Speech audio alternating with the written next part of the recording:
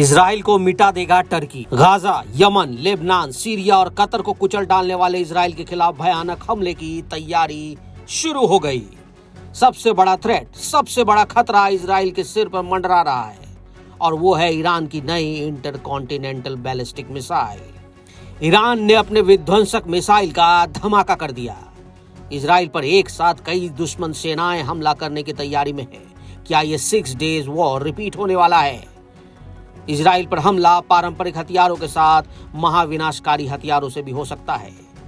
Trump ने जिन मुस्लिम देशों को गाजा युद्ध के खात्मे का कॉन्ट्रैक्ट दिया है, उसका सुनते ही, उनके नाम सामने आते ही नेतन्याहू का दिमाग फिर गया। ट्रंप ने सऊदी अरब, यूएई, कतर, मिस्र, जॉर्डन, तुर्की, इंडोनेशिया और पाकिस्तान को गाजा युद्ध खत्म करने की शांति बहाली का जिम्मा सौंपा है। इजराइल को भी नक्शे से मिटाने की धमकी दी जा रही है और ये कोई और नहीं बल्कि तुर्की दे रहा है।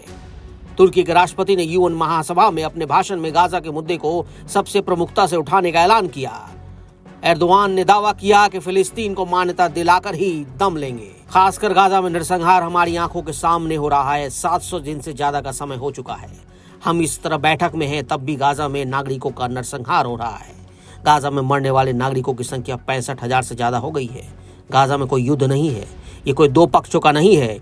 एक तरफ रेगुलर वॉर है, एक तरफ रेगुलर सेना पैच, एक तरफ रेगुलर सेना है जो सबसे मॉडर्न और घातक हथियारों से लैस है, दूसरी तरफ निर्दोष नागरिक और बच्चे हैं। ये आतंकवाद के खिलाफ कोई लड़ाई नहीं है, ये नरसंहार है, सामूहिक हत्या की पॉलिसी है और ये सब 7 अक्टूबर की घटना के बहाने के तौर पर इस्तेमाल कर चलाया जा रहा है। तुर्की के बारूदी तेवर ने इजराइल को भड़का दिया है। इजराइल की तरफ से धमकी दी गई कि नेटो सदस्य होने के भ्रम में तुर्की तबाह हो सकता है। हवा इजराइल के खिलाफ बन गई है, जिससे युद्ध का मैदान हो या फिर कूटनीति का अखाड़ा, इजराइल घिर चुका है। इजराइल के दुश्मन हावी होते दिख रहे हैं और उसके खिलाफ ट्रैप हो रहा है।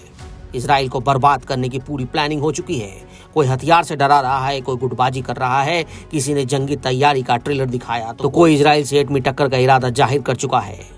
इजराइल पर हुए हमलों में जिन मिसाइलों से तबाही मचाई थी, उनकी लिस्ट भी देख लीजिए, क्योंकि यही अब नेतन्याहू के लिए सबसे बड़ी परेशानी बनती जा रही है। इनमें सबसे खतरनाक है ईरान की फतह 1 और खैबर शिकर। इसमें कद्र और इमाद मिसाइल भी शामिल हैं। इमाद की रेंज 1700 किलोमीटर, खुर्रम शहर 4 मिसाइल की रेंज 2000 किलोमीटर और ये 1500 किलो का वॉरहेड ले जा सकती है। खुर्रम शहर 4 इतनी सटीक है कि ये मिसाइल अपने टारगेट के 30 मीटर के दायरे में गिरती है। 13 मीटर लंबी इस मिसाइल को लॉन्चिंग के दौरान ही खत्म किया जा सकता है, क्योंकि जब ये अपने टारगेट पर बढ़ती है तो फिर इसे कोई नहीं रोक पाता, क्योंकि इसकी रफ्तार होती है 20,000 किलोमीटर प्रति घंटा। इजराइल के सभी दुश्मन फन उठा रहे हैं, सब युद्ध के लिए ललकार रहे हैं, तो क्या इजराइल चुपचाप हार स्वीकार कर लेगा? क्या नेतन्याहू के पास अब कोई रास्ता नहीं है? कहना मुश्किल है। इजराइल जब संकट में घिरता है तो दोगुनी ताकत से हमला शुरू करता है और दुश्मन से 100 कदम आगे रहने वाला इजराइल शायद अब सबसे ताकतवर दुश्मन कहे जाने वाले खलीफा को बारूदी धमाके से क्या दहला देगा।